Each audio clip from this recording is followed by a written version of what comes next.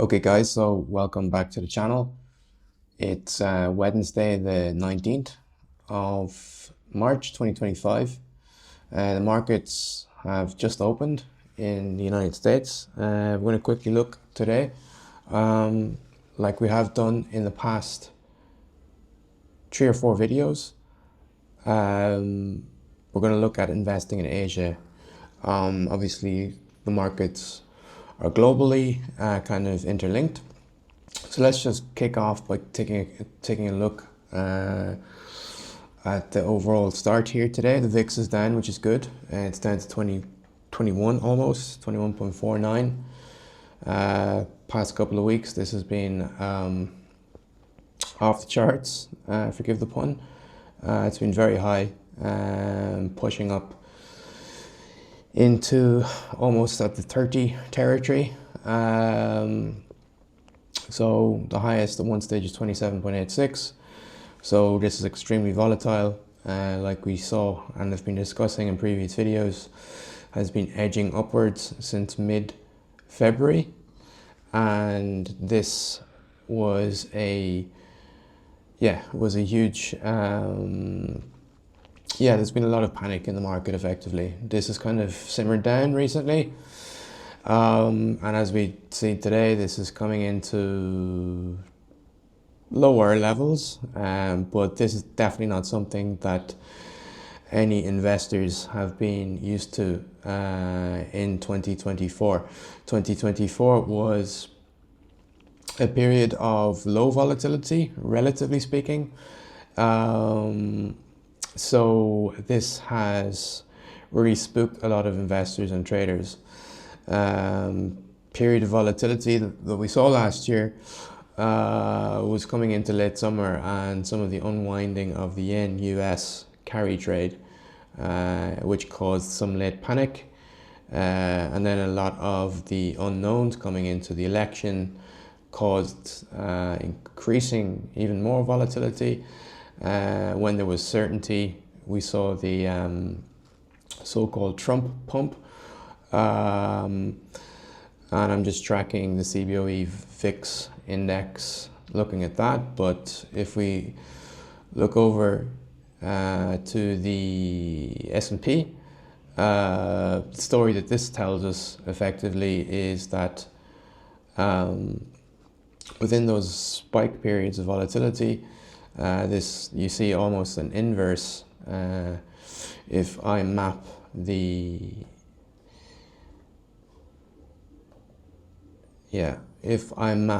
VIX onto this, you should see somewhat of an inverse relationship.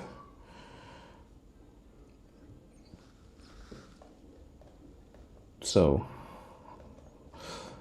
I won't say voila, but that's actually not. Yeah, so when it spikes, you see the dip in the marketplace, and like I've said, that what's been a real pain for investors is this ongoing kind of tariff panic has just tanked the market.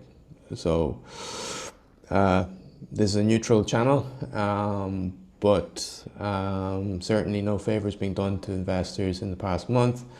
A lot of people have saw their pensions, retirement funds being,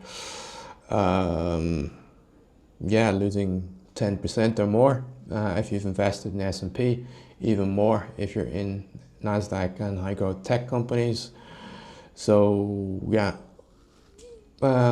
leave you to decide on that, but that's just facts. Lots of tariff panic, market uncertainty, loss of wealth. So hopefully this is not continuing. There's no economic reasons for it to, and this has been really not good for investors who don't deserve this, I would say. So anyway, the US markets have been started less volatile today. Dow is up, S&P is up, NASDAQ is up, commodities, gold coming down. Most of Europe except France was red. Europe is still open and focused on Asia, particularly Singapore, Thailand, and Japan. Japan was down today. Singapore was slightly up. SET is not here for some reason, but we have it here in trading view. So today the set was up, set top 50 up, and as we've been discussing on the channel, that the past 2 years effectively have been a bear market slash major correction for the Thai top 50 and the Thai stock market. And yeah, so hopefully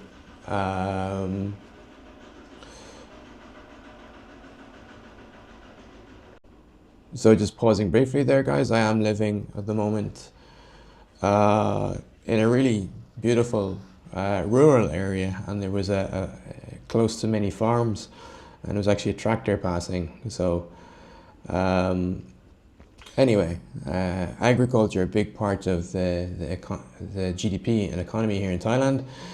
We'll get into some of the news and movements, but overall, today and last 5 days, the SET has been up, which is good for investing in Thailand, obviously.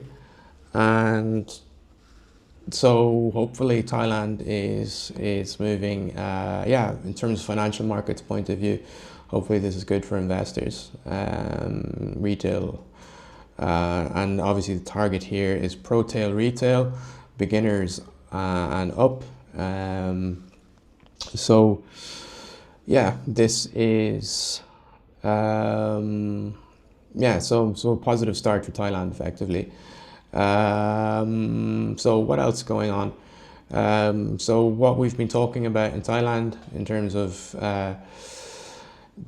some of the companies that are potentially positioned to do well in the ongoing, and I would say even larger boom, is the AOT, CPO, Bangkok Airways. Just in preparation for the video, some really interesting headlines in Thailand in regards to, particularly for Bangkok Airways. Actually slipped since we last spoke. Their market cap is down.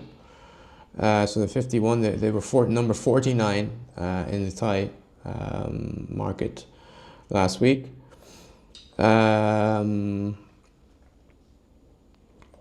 Interesting. So let's just plug them in to the charts to see where they are. So effectively, the AOT is up. So top gainers. Yeah, before we get into them, let's just look at some of the top gainers. The Shangri-La Hotel Bangkok, up 13%. Super Turtle public company, up 11%. Kerry Express Thailand, who manage most of the logistics if you want to travel or send packages from Phuket to Bangkok to Chiang Mai, blah, blah, blah. It often goes through Kerry Express. They're up 9%. And some more retail, stocks. Here's a quick overview of everything. So those are the biggest movers within 10% today. The overall market up. So positive news for Thailand. Let's take a look at some of the so-called losers in terms of share loss over the past, well, effectively today. And you know, guys, this is subject to change. I wouldn't take any notice of some of these movements. This is really, if you're trading, good for you. But over the long haul, 6 to 12 months, 24, even longer, For investment horizons, you know, these intraday, 2-3 day swings are quite meaningless. But nevertheless, if you are trading, some of these swings, 10%, can be interesting for you if that's your time horizon, but that's not the focus of this channel. So yeah, overall, those are the market's up overall in Thailand. If we take a look, now nothing's changed in terms of the overall price movements. The companies we have been talking about here, positive news for AOT, like I said, CPO is up, and obviously Bangkok Airways is down 1.55%. And let's just plug them in now to the market. Okay, we need a super chart here, guys. Where's the super chart?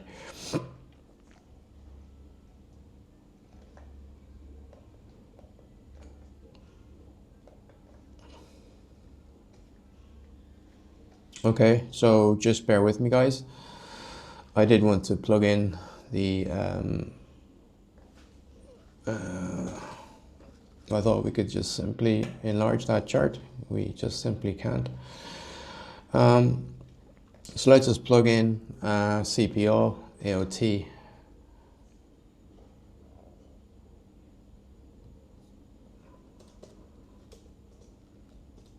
And Bangkok Airways. We'll get into the headlines now, guys, and just see where things are going.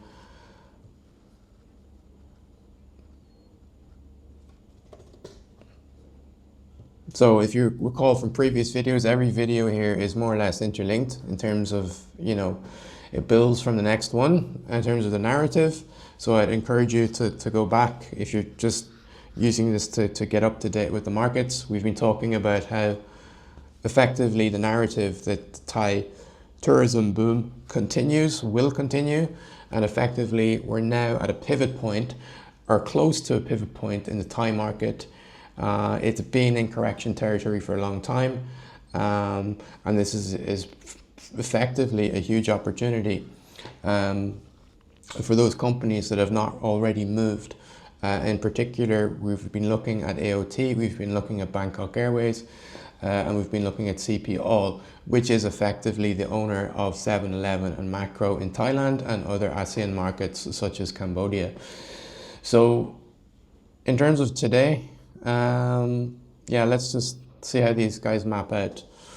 And like we've pretty much, like I mentioned, everything up.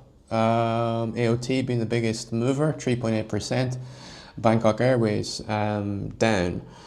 This is just on a daily basis, guys. I would really take this with a pinch of salt, because if we push this out to, if you look at the long time horizon, if you listen to my previous videos, I've been very bullish on Bangkok Airways in terms of their growth, their story, and they continue to expand.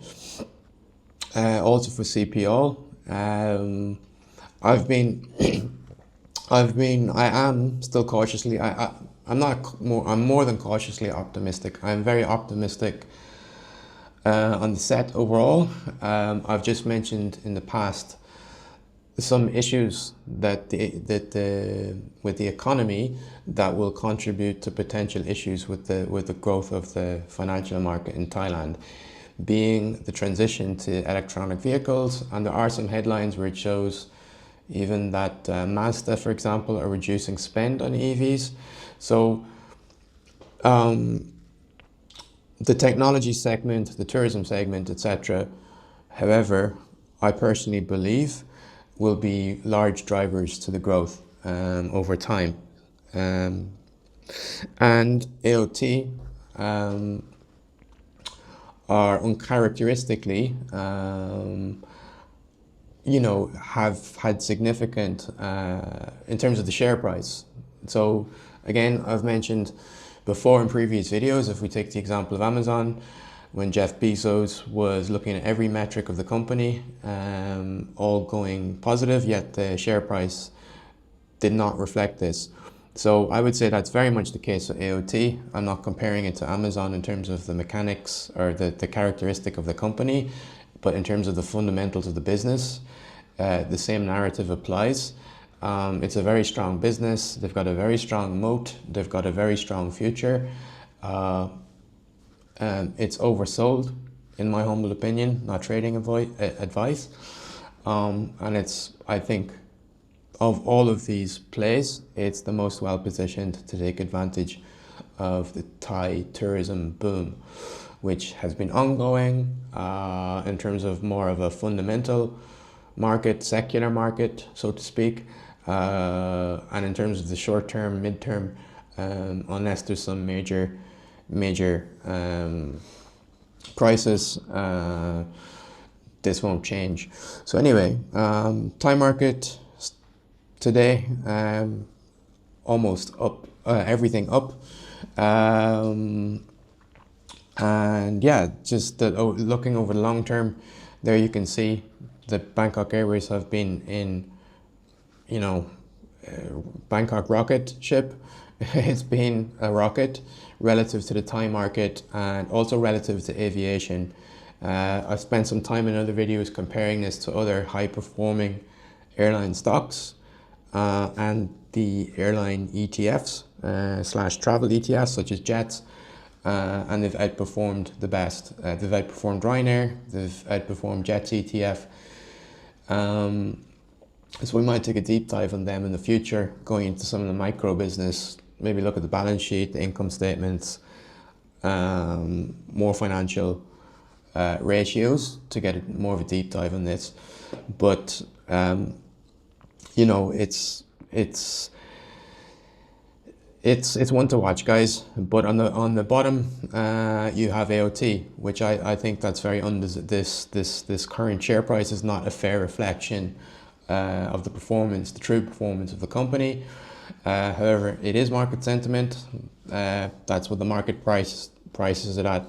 But if we do a deep dive, look into the book value versus the market value, I think there's an opportunity there.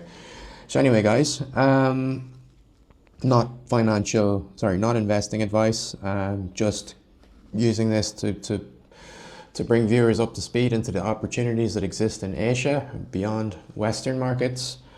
And yeah, this is the current state of play for the markets, guys. Thailand on a recovery, market-wise, but over the past, Bangkok Airways is declining, whereas the overall market is increasing. So that's one to keep an eye on in terms of Bangkok Airways. Let's take a look at what TradingView has. We didn't do this in previous videos. We've been using Trading Economics to look at the calendar, and like we've said, nothing this week in terms of massive announcements, or as I've described them as catalysts that would move the market. So let's take a quick look at TradingView. Like we've mentioned, that you can see trending here in TradingView. If you want to follow the channel, guys, Remarkable is REMORQABLE. We're also on TradingView. Nothing as of yet in terms of ideas, but might update that in the future. Highest volume movers. So not really going into volume, guys. That's more for trading if you're into options. Different reasons why volume is interesting, but AOT, high volume, Kasikorn Bank in the finance sector, PTT, CPO. Well, it is good. It is good in terms of the trade and the liquidity in terms of investing. It is good. If you've got a very low volume company, it's not good for liquidity. But those are the highest volume stocks. Most volatile, like I said, that's most useful for options trades. Not getting into that at all, for various reasons. Just keeping it simple, guys. Help beginners, novices, just get into an understanding some of the Asian markets. We've talked about the gainers and losers. Some news here that's popping up that is pretty much in the Bangkok Post and the Nation. So let's just dig into this one. Bangkok Airways seeks 30 new jets as TVs. Okay, that's a slightly different narrative than okay. This White Lotus thing seems to be taking. Forgive the pun, taking off, guys. I'm laughing as I look at this. In the Bangkok Post, it's labeled somewhat differently. Where's it gone? The Bangkok Post has disappeared, unfortunately. Okay, let's get it back. So the Bangkok Airways. So yeah, in the business section, the Bangkok Airways have not tied it into the White Lotus. They've just simply mentioned Bangkok Airways seeks 30 new jets to tap tourism boom. So if we look at that in the Reuters description, it's Bangkok Airways seeks 30 new jets as TV series White Lotus boosts tourism. So that's Bloomberg. So Reuters, that's confusing, guys, because it's Reuters, it's Bloomberg, and it's being distributed by TradingView. Okay. Note, Reuters has not verified this story. It does not vouch for its accuracy. Okay. So is this, like I said, I think I've mentioned pinch of salt in this about some numbers, guys. So it seems like you have to take mainstream media also with a pinch of salt, because they can't verify accuracy. Reuters, okay, so that's funny. All right, guys. So we pay for 24 grand a month for a Bloomberg. No, I'm joking. We don't pay 24 grand a month for a Bloomberg terminal. So I'm not going to pay the $5, $10, whatever they're looking for. But yeah, it does look like they're cashing in on this White Lotus TV show. I think they're trying to go viral and use it. I really want to see this article, guys. Are they trying to say this is the reason they bought the 30 jets? Or I'm sure they've thought through their fleet acquisition and expansion strategy beyond the White Lotus, but I'd love to. Okay, guys, I am clearly joking. Okay, so I'm a very serious person, so but I have been known to make a lot of bad jokes.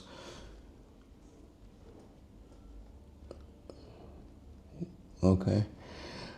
Yeah, I'd really want to see that article. Bangkok Airways seeks 30 new jets as White Lotus boosts tourism. Because this is the reason you can't take mainstream media seriously. Because they make it sound as if it's due to the White Lotus.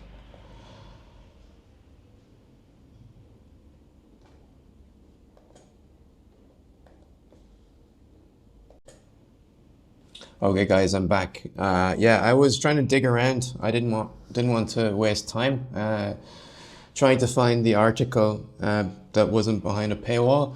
I did read some interesting comments on X that, yeah, from the article that was posted on X saying that, I mean, I've put it as them having more or less a monopoly on the Bangkok Koh Samui route, and people saying, some people saying it's a racket, not a tennis racket, and yeah, so okay, I mean, yeah, they have a very strong moat in that market, which is why I'm also quite confident in as an investor in the stock and the company. Yeah, let me rephrase that. Investor in the company. You're not an investor in the stock. You're an investor in the company. But guys, this is going. I must say this seems to be going to the stratosphere regarding White Lotus, and regarding White Lotus and Bangkok Airways. Let's see how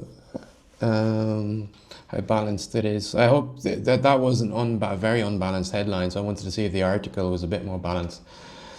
So Bangkok Airways seeks 30 new jets to tap tourism boom.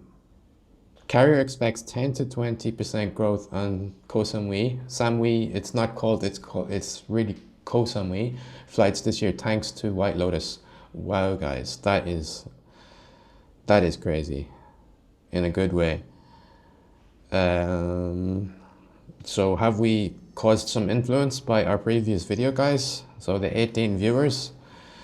But yeah, I definitely think we're touching on the pulse anyway, which is a good thing.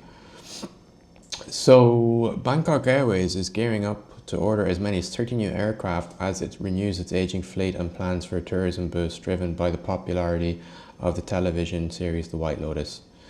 Okay, so there is some method to the madness. Aging fleet, White Lotus. Yeah. Okay, Thai Carrier plans to tap the plane makers Airbus, Boeing and Embraer for at least 20 single-aisle jets in the first half of the year, with options to order about 10 more, said Chief Executive Officer Kun Putipong Prasertong Osut. Its goal is to grow the fleet to at least 30 jets in the next 4 to 5 years, including the lease of some aircraft. We need to grow. A new aircraft fleet would be mandatory, said Mr. Putipong or Kun Putipong in an interview. That might be the Bloomberg interview that's behind the paywall. The carrier currently flies 25 jets, some of which are already 20 years old. Yeah, I've been on a few of them. I mean, it was great service, but I think it was an Airbus A320. A lot of them are vanilla generic cabins, so it didn't feel new or old. Bangkok Airways operates between Bangkok and major tourist destinations like Koh Samui, one of the filming locations for the White Lotus, where the carrier owns the airport. Like I said, they have a monopoly. The hit show on the Max streaming service is expected to drive influx of tourists to Thailand, with the government predicting a record 40 million visitors to the country this year.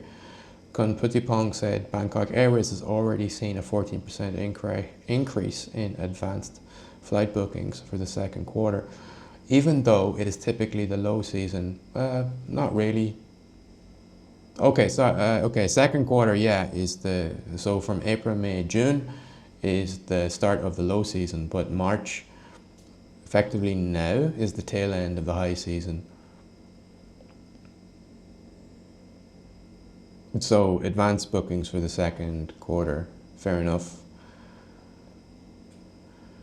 Okay, that's super interesting, the effect of kind of the media, if it's really having this impact.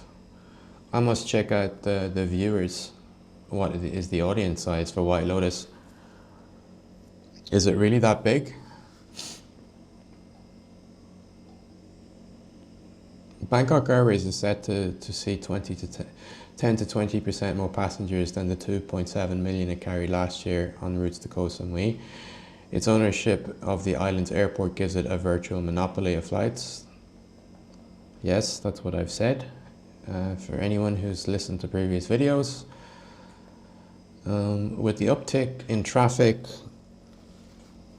the company is set to start a 1.5 billion baht renovation of the Samui airport. Okay, that's good. It's a cute airport, very small, lots of little mini cats, smallest cats I've ever seen, very cute cats in the baggage area.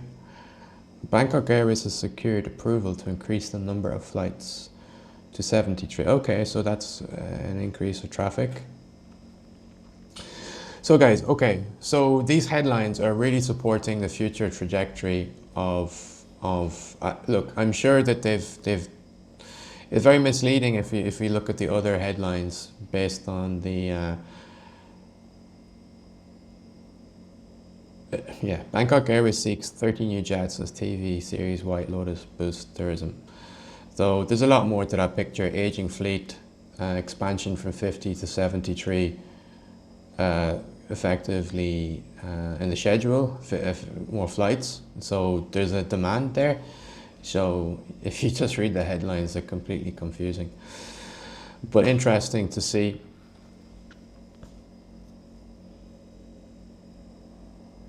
Interesting to see.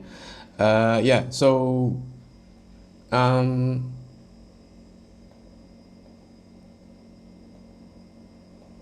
all right, guys. Yeah, I was looking to, so we'll speed things up. I'm very bullish on Bangkok Airways. A lot of positive forces there. Share price is down about 6-7% in the last couple of days. I think over the long term, I would not be too worried. Uh, Mention a couple of kind of great books in terms of kind of looking at the valuation of companies, like An Opportunity, 0 to 1 by Peter Thiel, one of the best business books, and that's somebody that really knows about investing. He's one of the first investors in Facebook, first investor in Palantir, or one of the key investors, core investors. And similar to what Buffett says, Buffett calls it a moat, and it's not exactly the same thing that they're talking about. But Peter Thiel effectively says that monopolies are key for investing too. So what does Bangkok Airways have? It has a monopoly on an island destination, the airflow in and out of that island, that, as we see, is becoming is increasing. So why would you not invest in that? I'd put it like that. I challenge anybody to give reasons not to invest in Bangkok Airways. Anyway, let's move on, guys. We're running out of time here. I want to keep this to 60 minutes. Other headlines in Thailand, lots of stuff happening. Currently, they actually don't have the hospitality. Another company that I'm very bullish on is Minor International. So some of this news, I'm sure they will take advantage of. What's interesting is that there's no actual gaming in Thailand at the moment. So I believe gambling is illegal. Card gambling, casino type games, which are very popular in Asia. Macau is a huge destination for this, and obviously Las Vegas. And one of the big investments, if you look in the US market, is Wynn Resorts. They've big operations in Las Vegas, obviously. I believe in Macau. And there's talks that they will open up in the UAE, in Ras Al Khaimah. I'm not sure what's happening in Thailand.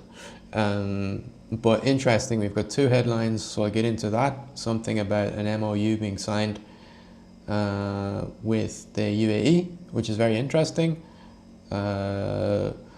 which is a really great country. I actually lived there for a while. It's beautiful, amazing. It's just an amazing country. So, and a lot of they're very visionary in terms of their kind of business development and economics. So they're always like kind of ahead of the curve. So it seems like let's go on to that first. I've just seen this as a headline. I've not actually read this. So ACT partners with UAE to pioneer national reserve status and digital payment for global casino project. Okay, very interesting. Oh, so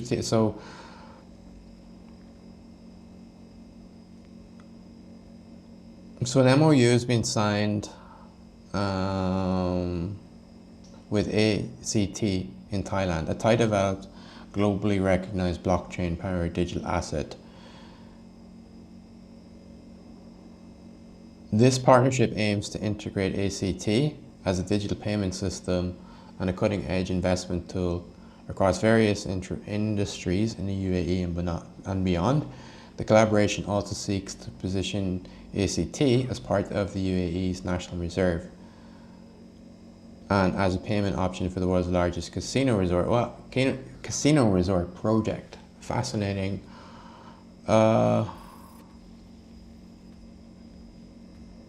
So Konwarawat Nodi, a fintech and cryptocurrency expert and founder of ACT, announced the MOU on March 13th, and this cements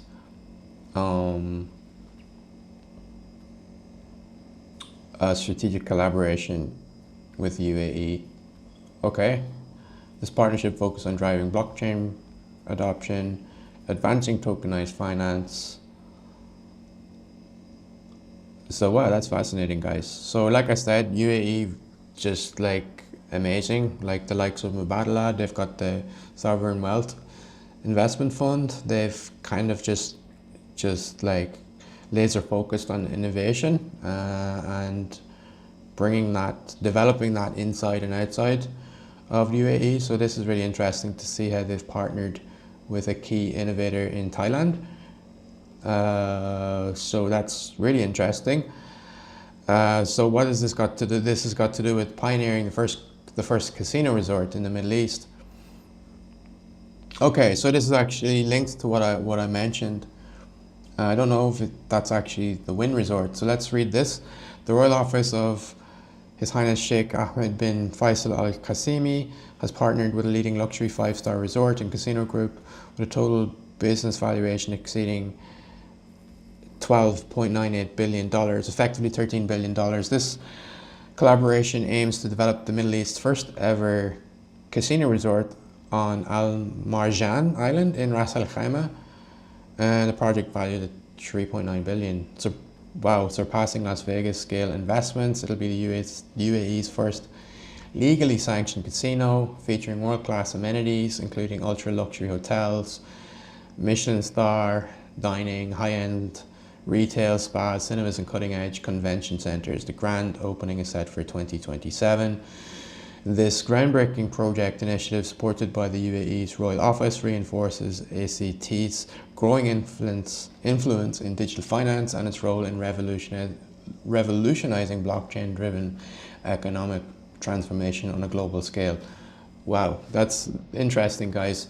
So we need to dig in, looking at some of the tech stocks on the SET. See anything that kind of touches on this. I did mention Wynn Resorts, guys. I have no idea, actually. I need to look into that too. But that's linked here, that development in Ras Al Khaimah. So that's interesting. So let's look at the other headline, which was actually linked to entertainment complex, a game changer for Thailand. So I wonder if this is domestically in Thailand. I'm assuming so. Otherwise, the two articles would be just the same. The proposed entertainment complex will positively impact Thai tourism and the economy, Deputy Finance Minister Konjulapon Amorn Vivat said on Wednesday. Okay, so guys, I mean, just to make sense of this, the previous headline is something that will boost Thai technology, right? So the tech sector in Thailand will be really in terms of Web3, blockchain, that's huge. So that's a really positive. This, on the other hand, will affect the tourism segment.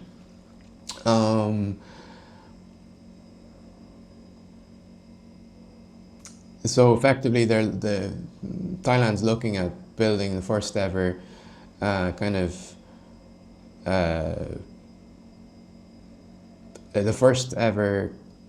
effectively casino resort, and they're talking here about looking at the likes of models such as successful business models such as Sentosa in Singapore, and the Marina Bay Sands, which is awesome. If you ever visit Singapore, it's quite cool.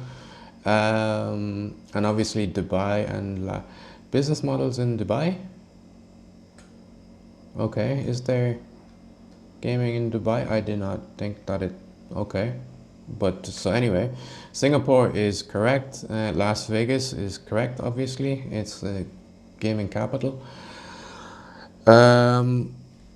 So Singapore, the entertainment, yeah, like I said, Marina Bay Sands and Sentosa significantly boosted tourism by 5 to 25%.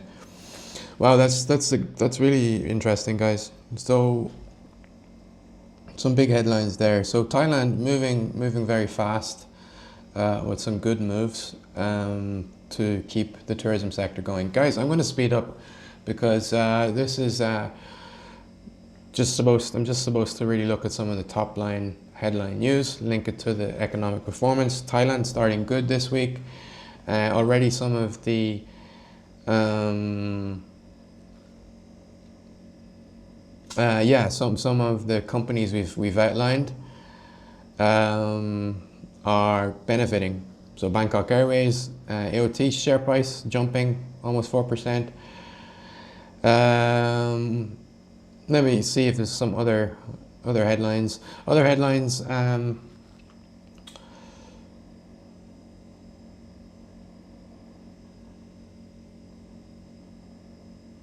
Yeah, let's just quickly look at this. The visa. This is more related to tourism. For Thailand is clamping down on its visa stays. So visa-free stay in Thailand to be cut to 30 days. It used to be 60 days. So, I mean, some of the policies are really beneficial. And so I'm not sure how this is, they've obviously modeled this. So the visa exemption is going from 60 to 30 days. And they're saying that this is an effort to curb the risk of illegal businesses exploiting the visa exemption scheme. Okay, so seems like they've had some concerns about this.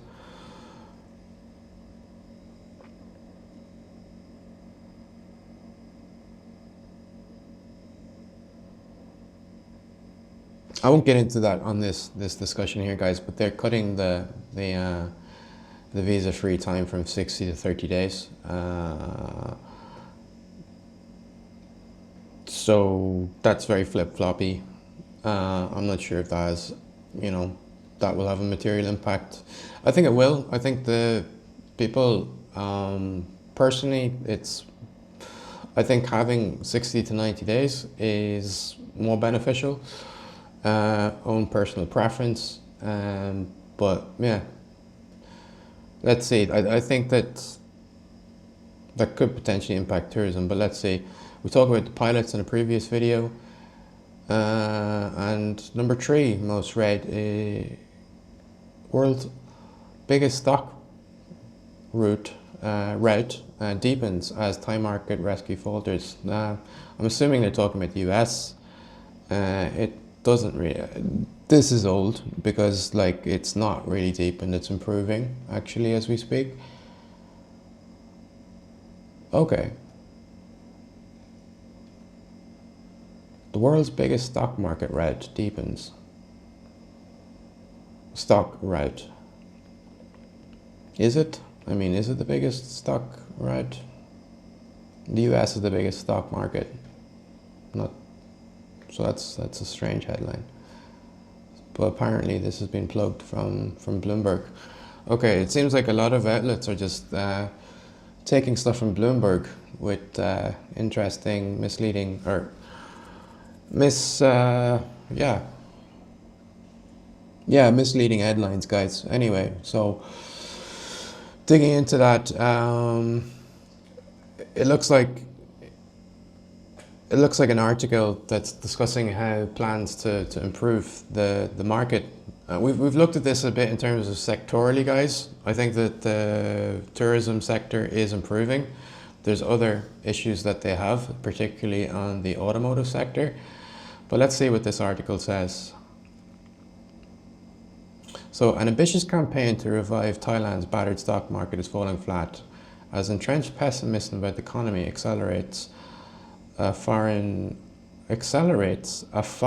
funds exodus. Okay, but is that really holding up the market? So FDI, foreign direct investment, is leaving. Okay, maybe. I think that overall, from a retailer point of view, there's a lot of reasons to be positive. I think macro reasons. So I think a lot of positive things will happen in the tourism space. But let's see what this is saying. 7 months after $4.5 billion was newly injected into the Viupac fund, analysts have been perplexed by how little it's helped the benchmark set index. Well, why would you be perplexed when you look at the catalysts and the drivers? You know that the EV market and the automotive sector has been battered. and that's contributing to the index, whereas the travel industry and tourism industry is pushing it up. Assuming, I won't get into efficient market theories, but assuming markets are efficient, which they are not always. So the stock gauge has tumbled more than 16% this year, making it the world's worst performer among 92. Okay, that's more or less true. At the heart of the weak investor sentiment is a lack of confidence that policymakers will be able to spur the economy beyond tourism, as well as deep-rooted concern about high household debt, political uncertainties, and corporate scandals.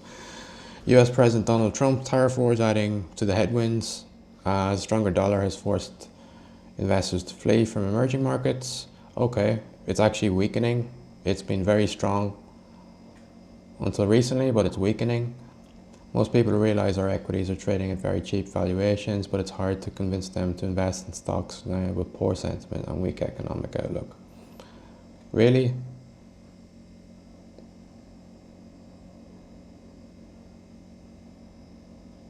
I really think that now is a great time with the likes of AOT, for example. I think it's heavily oversold. Let's take a look at the RSI.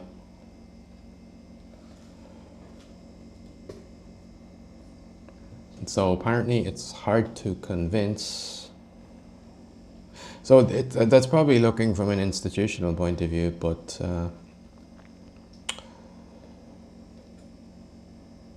there's an emerging pro-tail segment of the market, and the RSI, guys, there is the most oversold in years since 2020. I don't think that's a hard sell. I think it's oversold, and I think that smart buyers will step in there. Okay, enough with it's not trading advice, guys, but just kind of showing you how you can look at some of the macro and then dig into the news. Use the data to your advantage, guys, because I think people copy and paste news and headlines. They take it from, it's regurgitated from Bloomberg. It will actually make you more confused. So it's better looking at the data, guys. Look at the macro picture. Look at how the signals have been, how they're progressing, and use it to make your decision smarter. I won't get into that now. I've gone into and I want to get into Singapore and Japan a bit, guys, but my narrative, or the narrative in terms of Thailand being a very strong opportunity, particularly in tourism, I think is very apparent. That article has merit, it's fair enough. It says moving beyond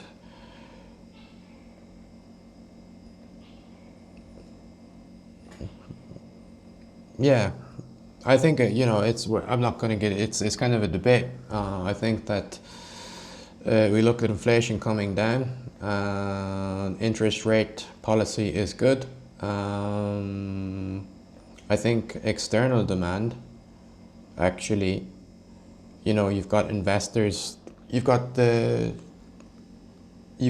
external tourism coming to Thailand in droves, which we see. So if they're spending money on plane tickets to fly to Koh Samui, why would they not invest? So yeah, I think that's a lot of salt on some of these articles, guys. So I think a lot of this is focused on institutional point of views, but if you're a retail pro-tail investor, time is good for some of these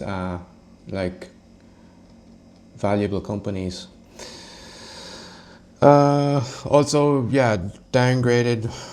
So downgrades, upgrades, downgrades, neutral. A lot of the, Palantir, guys, was kind of I think maybe still every analyst was saying sell because they effectively went the DPO route, meant they were unpopular effectively, but it was the highest.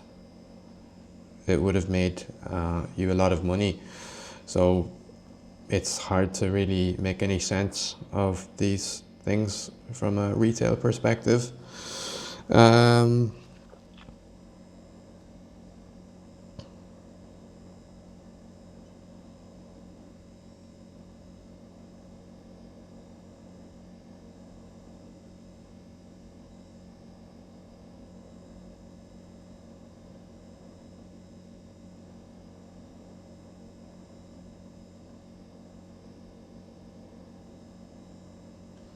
Okay, Thailand isn't the only emerging market in Asia to get hit. Stocks and currencies in Indonesia and India have also been heavily sold off due to dollar strength.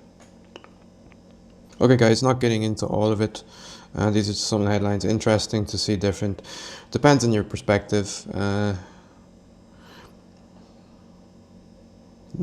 Foreign outflows, okay. Sometimes you have to be a contrarian, guys. When people look west, maybe you should look east, and vice versa. So, okay, anyway, let's move on, guys. Long one today. Anything else? Nothing.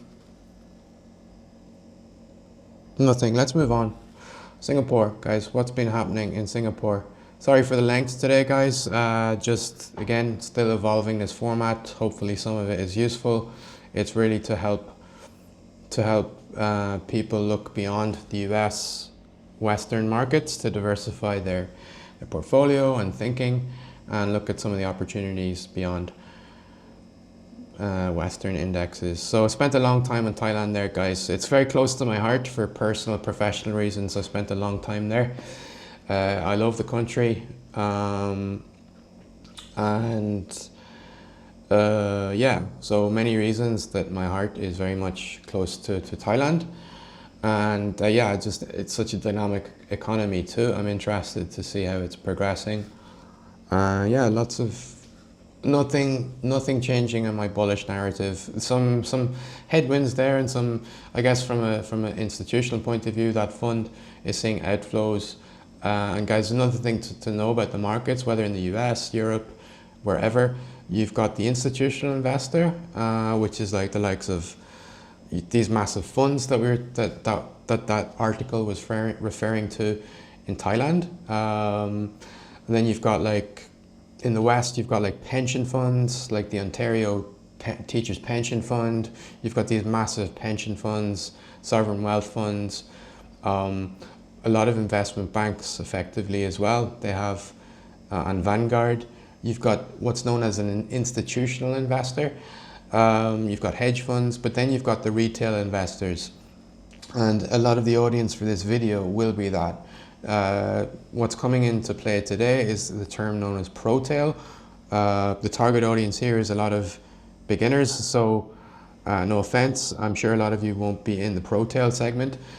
Some of you may, if you're trying to look to diversify your portfolio into Asia. So it means you're looking kind of like in a good way to diversify. So could be some watchers here, so thanks for tuning in. And if you heard my comments about the building housing starts in certain markets, I'd love any comments on that, because they're missing in Australia and Singapore. Anyway, so that's kind of the focus here, guys. It's this beginner segment looking at Asia. So, but Thailand, super interesting economy, very dynamic, growing. I'm particularly fascinated in tourism travel industry, having worked and working there as well at the moment. And I'm particularly interested in the Bangkok Airways story there, which continues to go from strength to strength. I'm particularly interested as well to see how the economy is diversifying with that blockchain initiative, with the ACT partnership, with the UAE MOU. That's fascinating to having lived as well in the UAE, very vibrant, dynamic, interesting economy too. And like I mentioned, on the cusp of like innovation in every possible way. So that's very interesting to see how they partner. So from an investor point of view, guys, a lot of positive things happening in terms of like government agreements, private public agreements. So as a retail investor, I'm gonna take a look at some of the tech plays in Thailand in future videos. The narrative for the tourism companies and the companies in the retail that can capitalize have not changed. And no catalysts this week from an economic point of view. Next week, some things coming up. Let's move into Singapore, guys.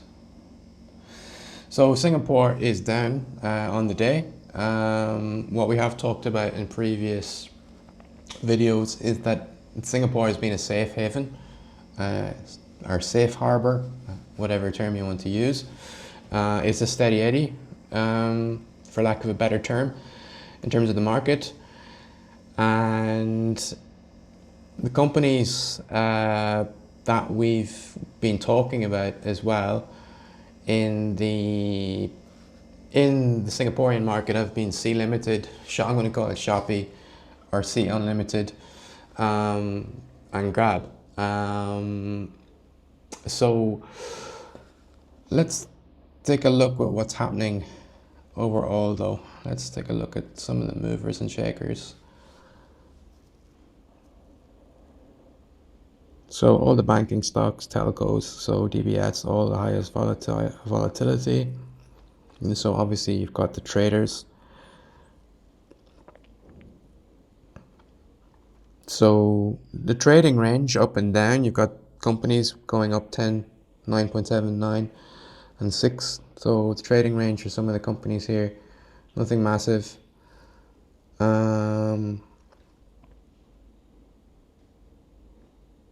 Nothing massive. So Megachem, Centurion up, biggest movers up.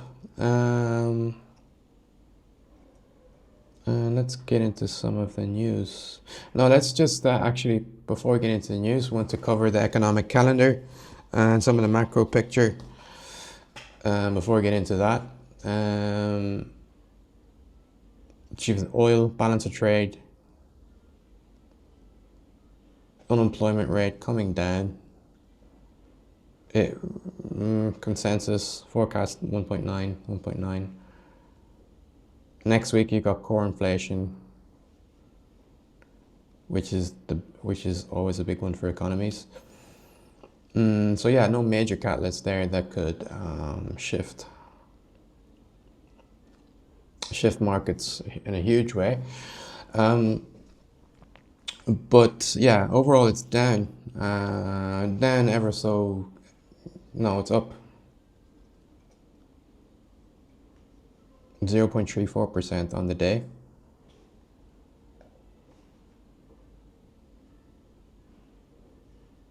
Okay. Although confusing, the whole chart is red. So anyway, the Straits Times Index is up. Nothing to write home about. Like I said, steady Eddie, 0.34. You don't see massive moves. Although the US markets have been up. The range has been in the 1% more in the past couple of weeks. So nothing happening there. What we're going to do, guys, is we'll plug in Grab and Sea Limited, Sea Unlimited. So my take, I'm still cautiously optimistic about Grab. They have to prove their operating income. That needs to go positive for me to get a bit more bullish on the stock and the business. It's a great business. I use it almost every day. And in the blue is the STI. And what is going on with TradingView? Just everything disappears. I'm trying to... Okay, let's try and remove.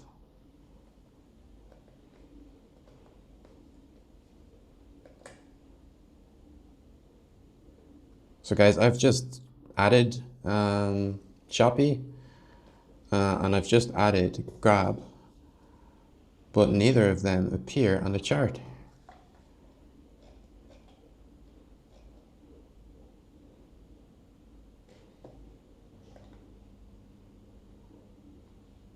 Is there some sort of a delay with TradingView?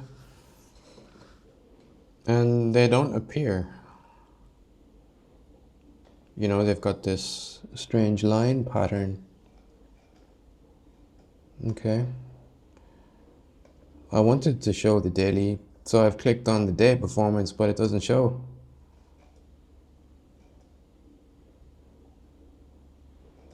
Okay, let's zoom out to the past 5 days and compare. So Shopee is down, C Unlimited is down, minus 3%, where the STI is up in the past 5 days, and Grab started to take off, guys. It looks like.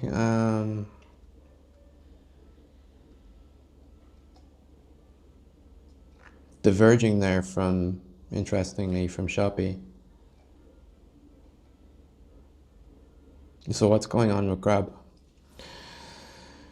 Let's see if there's any headlines. Or is there any earnings? Have Grab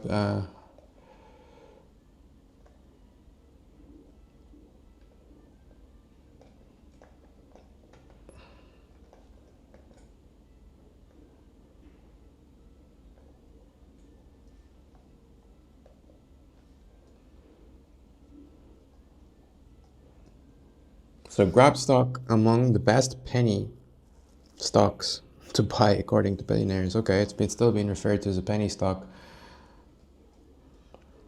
What it is, it's like 4.5.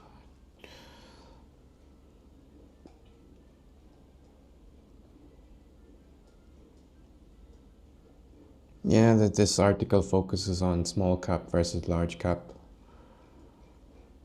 I'm more interested in like the fundamentals of the company, like some material announcements that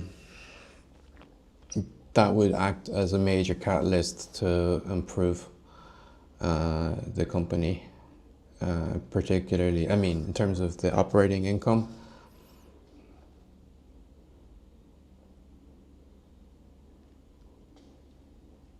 Here's some news about Singapore competition watchdog has yet to receive guidance on Grab GoTo. So GoTo have positive operating income. So we looked at that previously. So that would be interesting. So they're buying into or merging with a business that would give them positive, improve the operating margin. And I think if ultimately the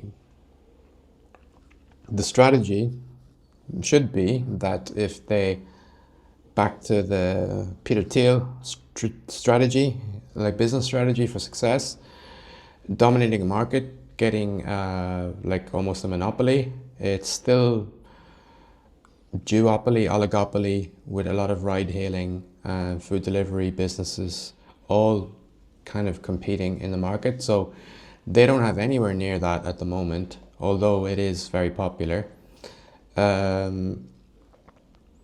So doing an M&A strategy across the Southeast Asia to boost their position is good. And yeah, and as Warren Buffett would call it, a moat, whatever. So Grab still don't have that. Food Panda are still here. You even have AirAsia launching Move in Malaysia. So AirAsia will compete via their Move brand. So you've got, like I said, you've got Food Panda, you've got Grab. Everybody's competing here. GoTo, you've got different market brands. In Cambodia, you've Nam24, Wow Now. In other markets, Philippines and Indonesia, there's different players. There's Gojek. Even Shopee have their own service. So guys, this is a very competitive marketplace and the margins are very thin. And it's the company with the largest. I think Grab are are very well positioned to take the pole position, but there is competition, and with the likelihood of a recession in the next 2 to 3 years, with a real estate cycle declining, I think this is moving too slow from an investment point of view. It's just too slow. And if you invested since like I mentioned, 2021, 22, you got absolutely wrecked. And I'm not getting into options. Many of you are beginners, but the premium for Grab is peanuts. So even if you're trading options on Grab, you're not getting value for money. Yeah. So yeah, I'm going a bit harsh on Grab, but I think it's fair. It's like everything I said is true. You would not be satisfied as an investor in Grab. I'm trying to compare this with C just to show you what you're actually missing on.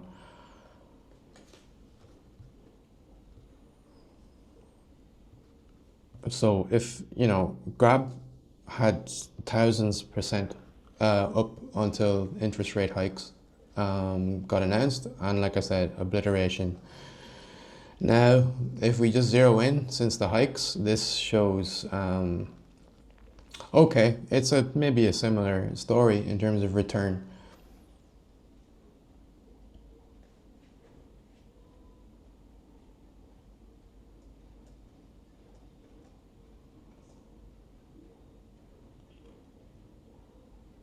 It's not actually, yeah. I'm just looking at the time. If we look at like the past year, Shopee C Limited has really outperformed Grab. So don't get me wrong, you would have made 47% if you bought and hold for a year, but you would have made 127%, almost 3 times that amount with Shopee. So much better ROI from Shopee, and you're getting 3 businesses for one. Like I said, with Grab, there's still a lot of uncertainty, and over time, in the past 5 years, you're going to be up 235%. Whereas you're still in the red and you're still underwater with Grab. So, when you think about it, many long-term investors, they say 5 years. I think Kathy Wood from ARK, especially with high-tech investments, always says like her time horizon is 5 years. If you took that approach with Grab, 5 years, yeah, you would have lost 62% of your money. So, yeah, I'm making it sound more negative than it is, guys. But Grab is up overall today, and slight divergence from Shopee. But still, term I used last time was cautiously optimistic. That hasn't changed. Okay, nothing else happening in Singapore. Bit of a sleepy day. If I'm honest. Let's take a look at Japan. Nikkei is down minus 0.25%, just marginal. And let's just dig into some of the news and headlines. Of course, so the biggest gainers, Mitsubishi, heavy industry, as well as the financial side. Some of apologies guys, that was the highest volume. The gainers was Welby Inc. Which ends, yeah. Okay, so incorporated is a business entity in Japan. I thought that was just in United States. So value creation, Welby in top ones, Intertrade, the Why How Do Company Inc. Love that name, is down minus 14, and Ecomat Inc. So those are the lowest companies. In terms of the economic calendar, yeah, some big interest. Okay, so the announcement happened today for the Bank of Japan interest rate, so 0.5%. That has happened.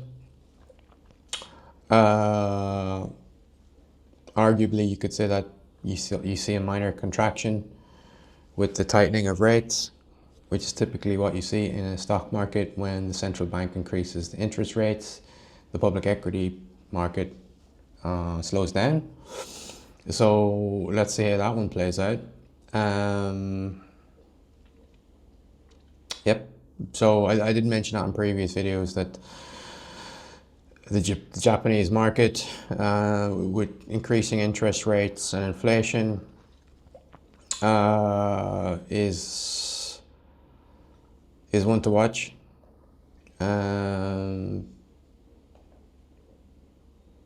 Inflation is creeping up in Japan.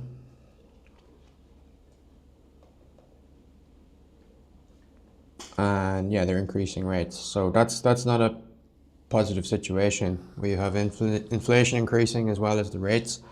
So effectively, that's not good for the markets. And Japan has been suffering a long time with stagflation.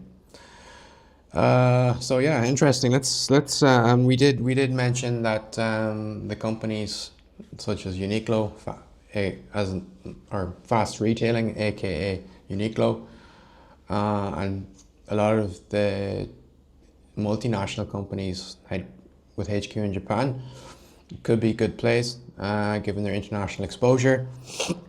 So, and yeah, that is yet to be seen. Market overall down. Toyota up on the day. Let's take a look at the companies we've been talking about in Japan. Fast retailing, Tokyo Electron, and some of the trading companies, the trading houses, Marubeni, etc. So let's plug them in. Let's see what's going on. So Toyota is the number one by market cap in Japan. Let's plug in Tokyo Electron, see how everybody's doing on the day. And let's go for Marubeni.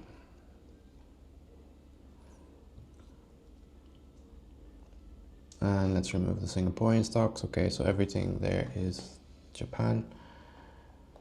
And let's stick in the Nikkei overall.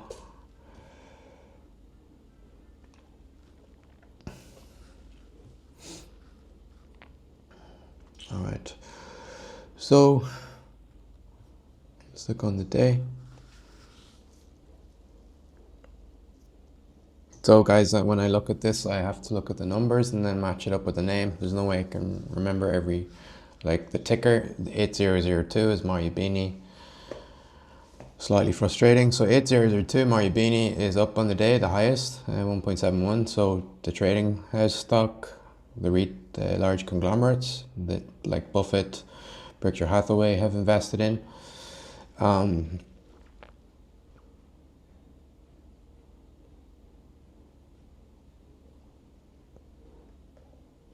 Toyota itself, this is hugely confusing, guys, because last time it just TM was Toyota, but apparently now it's 7203 and it doesn't show up anywhere here. Anyway, so 72, yeah, so Toyota up on the day, Nikkei overall down, and so Uniqlo down, and so yeah, a bit of a choppy day, down day for Japan.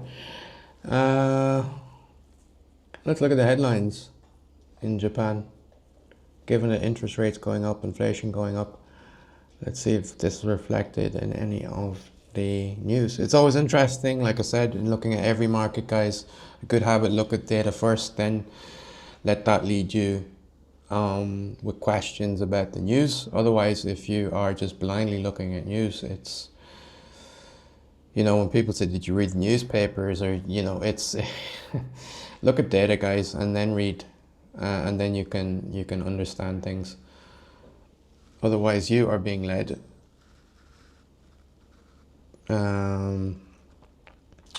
So, where is there no news for Japan and TradingView?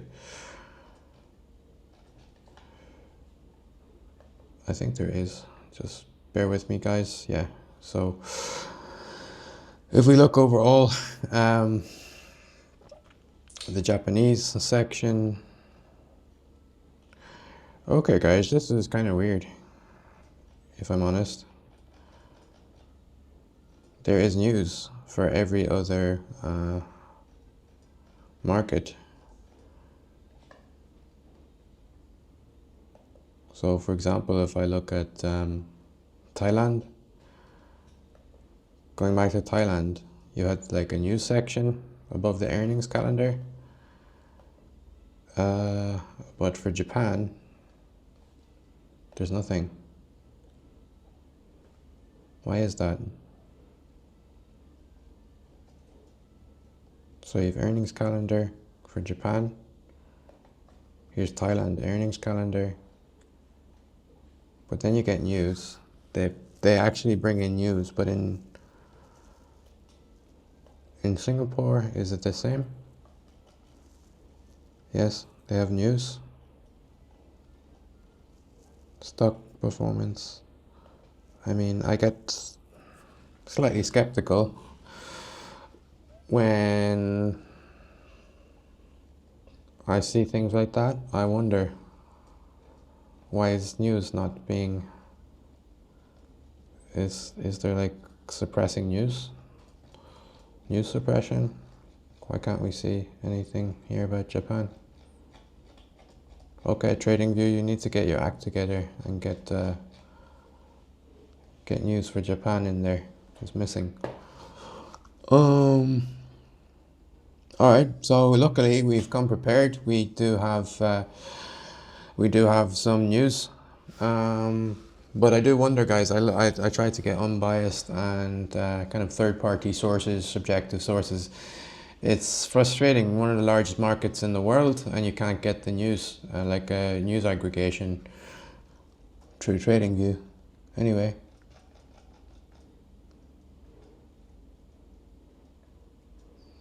It's like Elon Musk says, you know, it's like, that's why he bought Twitter, because he just wanted to see the truth.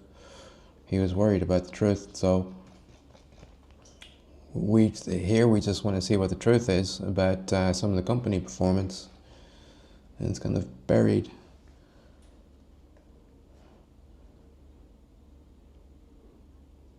Okay, so what is Japanese Times saying? The Bank of Japan holds steady at 0.5 as trade war escalates, inflation rises. Yeah, so no surprises. That's like what was forecast. The Bank of Japan kept rates unchanged Wednesday. Threats to growth, especially in escalating trade war over the dangers of inflation, which is running at 4%. Unanimous in seeing back-to-back rate increases as unlikely from a central bank intent on playing it safe since roiling the markets last year with a surprise rate increase. Okay.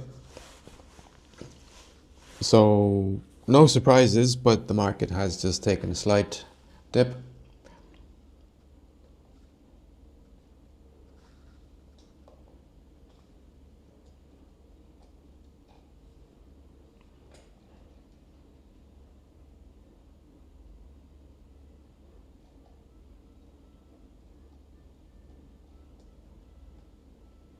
So exports rising more quickly in February ahead of Trump tariffs.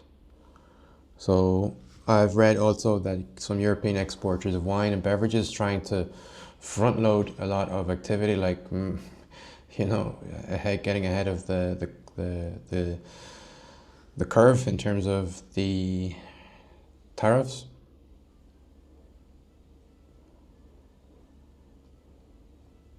but nothing massive in terms of catalysts for any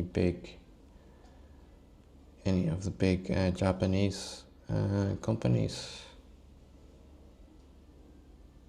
I thought this was interesting from NHK that overseas visitors to Japan hit record high for February, so that's good. It's interesting from the tourism we haven't seen. Interesting how you see some countries are dominated by certain sectors. The Japanese tourism, in terms of hotels, airlines, might dig into that a bit.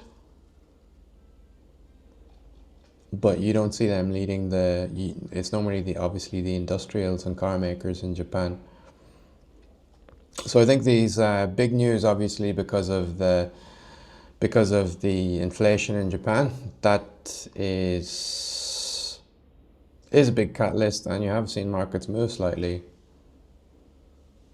So that shows you the impact of some of these macro events on markets.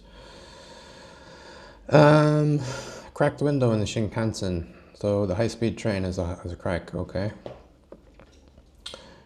All right. So not a lot of good. Yeah.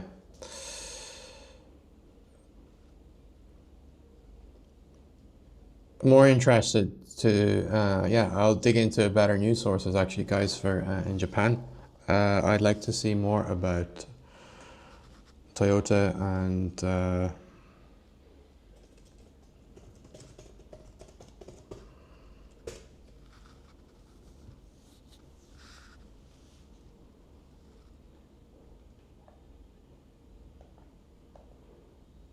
Toyota and Uniqlo. For some reason, it's from very niche. Oh, fast. Okay, this is it. I mean, you have to go to very niche news publications to get news about these very important companies. So, most innovative companies in 2025. So, no surprises. This is obviously Fast Company is a US based publication. But I've Googled Uniqlo, so I'm assuming they're on the list. Yeah, okay. Fast retailing. Okay, this is good or interesting. Fast retailing they're number 5 for introducing micro fashion trends to Gen Z Americans. So guys, this is a good example of my point that fast retailing has less exposure to the overall Japanese stock market. It's more international exposure, and like I said in previous videos, they're expansionary.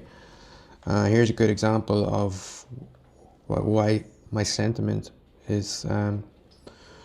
Again, we can go into them. There's a lot of factors at play, guys. The hard facts of the not just macro, but the micro level of the company, looking at the income statements, the financial ratios, blah blah blah. Yes, get all that. But like I said, it's art science. A lot of things blend in together. Macro, micro, innovation. But this is proving the kind of the thesis or the bull case that Uniqlo is an innovator. They're targeting up and coming wallets like in Gen Z, millennials. And let's just read this. In September, Uniqlo owner Fast Retailing brought its youth-focused brand GU to the US after 18 successful years in Japan, with the opening of a 10,000 square foot flagship store in New York City's Soho neighborhood, along with the launch of an American e-commerce site. To help ensure it got all the details right, the company analyzed customer feedback collected at a nearby GU pop-up shop 2 years earlier and adjusted accordingly. There you go, guys. Really innovative. Tweaking inside the sizing and adding more gender fluid styles. Gender fluid styles, interesting. Terminology. It also set up a product development hub in Manhattan where employees identify trending styles. GU taps into Gen Z culture by highlighting innovative micro trends popular with younger consumers, such as ultra fast fashion, alongside Shein, but unlike Shein's maximalist approach, GU chooses only a few micro trends to focus on each season, which is also great for sustainability when you think about it. Not so much throwaway of unwanted kind of trends. In 2024, GU's revenue increased to more than 2 billion, an 8.1% increase from the previous year. Okay, so that's 8.1% revenue growth. Fast retailing's overall revenue reached 20.7 billion at 12.7. Okay, the overall retail. That was GU, the GU business unit. But overall, 12.2 revenue increase from the best from the previous year. So fast retailing, guys, there you go. Also getting kudos from Fast Company, which is good publication and innovation. Or I would say an authority, influential authority. And I'm going to stop, guys. I spent a lot of time in Thailand. I was really fascinated when I saw the blockchain news and MOUs with UAE, as well as the order for 30 new jets from Bangkok Airways. Singapore, nothing much really happening. Just some, some steady growth. The companies grab. Not a lot of catalysts happening there. And Japan is, had some big announcements today in terms of the interest rate decisions. But just showing there, I was waxing a bit there, guys, getting into, it's hard to find. You really have to dig into, for some of the foreign companies, you have to dig around looking into, getting into the weeds. Like we saw there, that the US press, everything is there for you at your really in your face, in terms of in terms of Bloomberg, Fortune, all of the business publications. So yeah, I'll do a bit more research into the Japanese market, see if we can get better news sources. Disappointing that TradingView are not aggregating this.